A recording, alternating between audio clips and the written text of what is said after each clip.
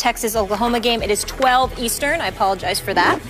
The November issue of Men's Fitness Australia features Ronda Rousey. She's the first woman to grace the cover, and the undefeated UFC champion is going to join us tomorrow right here in studio. Can't wait for that, so you don't want to miss First Take. She will be here with us.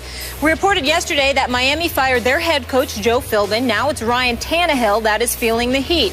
According to multiple reports, Philbin told the Dolphins practice squad players to go easy on Tannehill so the quarterback could get some of his confidence back. Reportedly, Tannehill was throwing so many interceptions in practice that he was frustrated to the point where he would talk trash to certain practice squad players.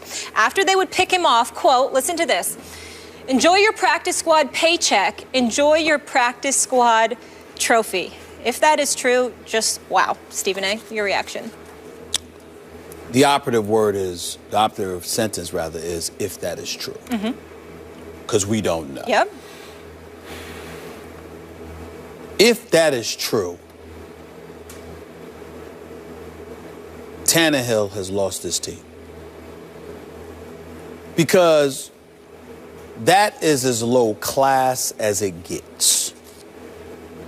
If that is true, the only reason Tannehill didn't get punched in his face is because guys were on a practice squad and they want a chance to be in the NFL. And obviously, you saw what happened with the Jets. Or the coach had instructed them to take it easy on the starting quarterback. You know, well, keep in mind, Skip, that according to the reports, once the coach had instructed them to take it easy on Tannehill, what they did was stop running altogether whenever he snapped the ball.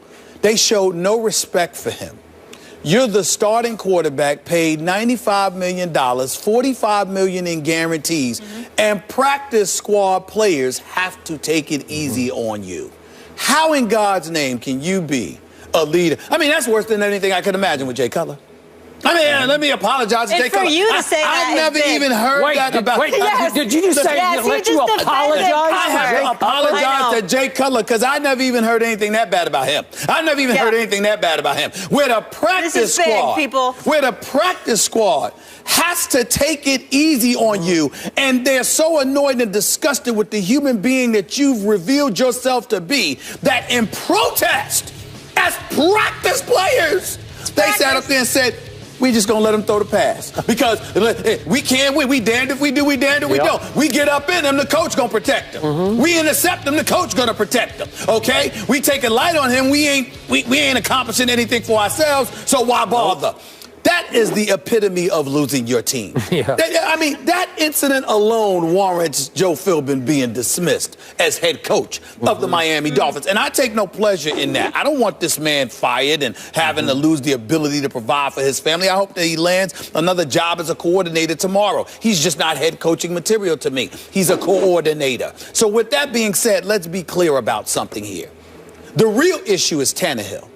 The real issue is the fact that practice players are picking you off. The real issue is that you kids, you lost to the Jaguars, okay? And obviously you just lost to the Jets, okay? You're not having a good season. You're 1-3. You got wiped out by the Bills. You got wiped out by the Bills at home with Warren Buffett in attendance with your owner, Stephen Ross, okay? I mean, you were so bad that Warren Buffett wouldn't give you stock options. That's how bad Ryan Tannehill and the Miami Dolphins were that day. I mean, please. So when you look at it from that perspective, here's the bottom line.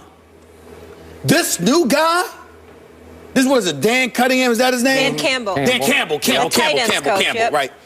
I got to admit to you, Skip, he's just a tight ends coach. And in one press conference with him, I saw more in 3+ years with Joe Philbin. I'm with you. And I said this, I looked at him and I said to myself, well, he's not going to have a problem getting in anybody's face. Right? No. I mean, do you see how massive this dude was? I was sitting there saying, are you sure he ain't playing? Are you sure he ain't playing? He was a player. He looks like he can play right now. That's a big boy. That's a big boy. So I'm looking at it from the perspective of, this is the kind of guy that can get in a dude's face. Let's go.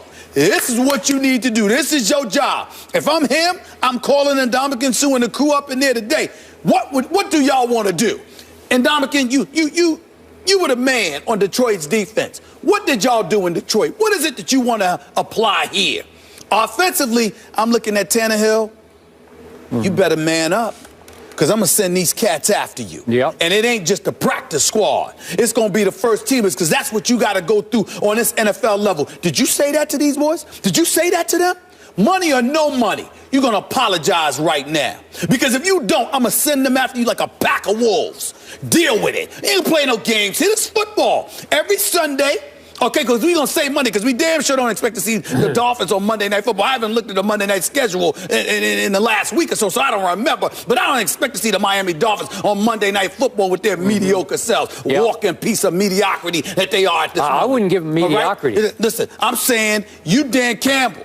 You're going to roll up on Tannehill, because that's just bougie, it's uppity, it's elitist, and it just speaks to, you don't say that to cats. Okay, what if you're the new interim coach, looking like you could still play, and you roll up on him and get in his face, and you completely wreck what's left of his confidence? Well, Is that not possible? I'm not saying that you disrespect him.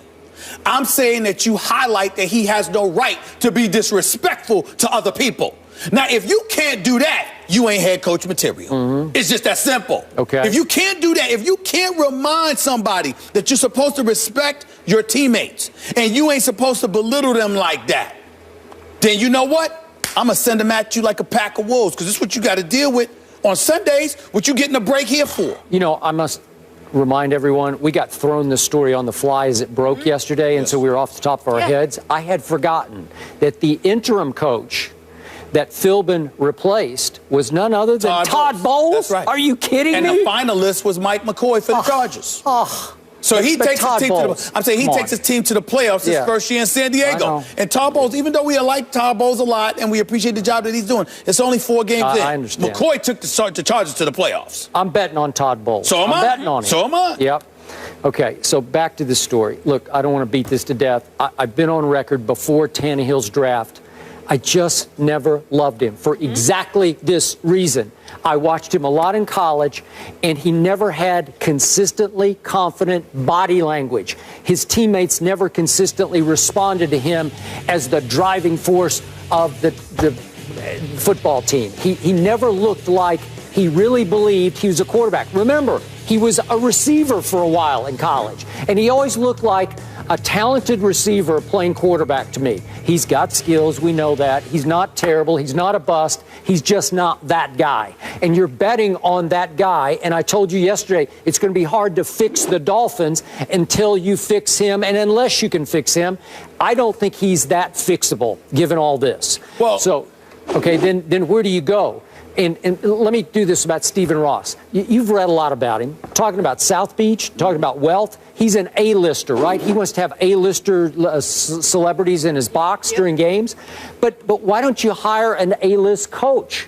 Because how do you pick Joe Philbin, the offensive coordinator at Green Bay, who didn't even call plays? How do you do that? Because he's a nice guy, because he's impressive when you talk to him, because he comes across as a guy I could get along with? Why wouldn't he supposedly flirted with Harbaugh? I don't know what went on. He denied it, but whatever. But why don't you go get a big guy? You could go get, you can afford it, you know, go get a big guy, some big name. I don't know who it would be, but start over with somebody who will turn everybody's heads in South Beach, because it's hard to turn heads in South Beach because there's a lot of distractions, as you always point out, right? Yeah. Okay, all right. Well, that's what I'm saying. So, Joe Philbin? Are you kidding me? Stephen Ross hired Joe Philbin? I ain't gonna lie to you. Those one of those rare cases where looks ain't deceiving at all. What you saw was what you got. To be honest with you, with Joe Philbin, let's just call it what it is. I'll leave it at that. What I will tell you is that I look at a guy like Dan Campbell. He looks like a football guy. The press conference was so telling, too. Well, I mean, he looks like a football guy, and he's going to tell you what needs to be done. Let's give him a chance and see what he does. But clearly, Philbin wasn't the guy. And when you look at a guy like Tannehill, here's the reality. He's only completed 56% of his passes. Now, they don't have much of a running game. That's the bottom line. They got one of the worst running games in football. There's no question about that. They got the 30th ranked offense. He's been sacked 10 times. We ain't even counting how many times he's been hit.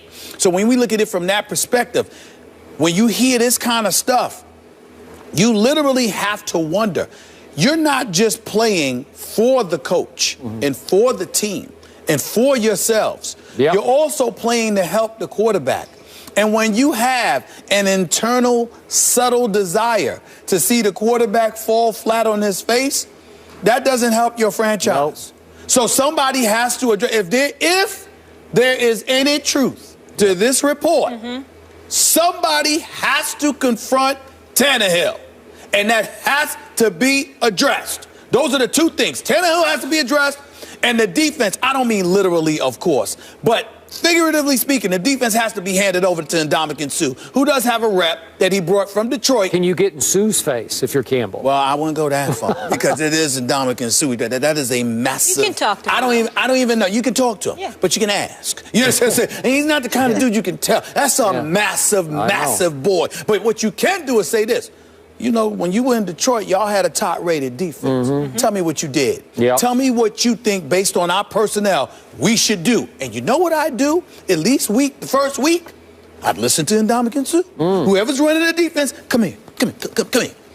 Listen to this dude right here. What you say? The mayor down there. What you say? I am the He's got the key to the city. Yes, I got the key to the city. But what I'm saying to you is this. That's what you need to do with Ndamukong Suh. Come here. Okay. You need to listen to him. Whatever he say, just try it. Just try. Let's appease the big boy. Because when he ain't right, what is right? You don't want. It's one thing for him to be mad against opponents. For him to be mad internally, that makes life very, very difficult. Because what you gonna do about him? You can't get security to do anything about the Ndamukong Suh. Nope. No, just, hey, what's wrong with trying? What you need? Do you need anything in Ndamukong? Can I get you a cup of coffee? Do you like Starbucks? You want a vanilla latte, small or large? What do you want? I don't know if I go that far. What can I do for you? That's what I would be doing with Ndamukong Suh. The three key words, though, which you mentioned, if it's true. Monday, December 14th, guys, they are on Monday Night Football. Really? Giants come to town. Really? I wouldn't mind being in that's that a one. cakewalk for the Giants. Would you guys want to go on the road for that? You know what? Nice. I might go. You know, Ray Lewis, Trent Dilfer, Steve Young, they have invited me. The South Beach, Monday Night Football, that don't sound like a bad option. I'm just saying. It might happen. I like it right here in the studio. Okay. I'll stay here by myself. No. I don't want to see a Giants cakewalk. Come on. Somebody get this. I think he's trying to jinx them. That's a whole other They're story. going to win 7 in a row. Stop saying it. Now I'm getting nervous about it. But we stay in New York up next. The Yankees are in the World Series push, but CC Sabathia will leave the team and address personal matters. We'll discuss that.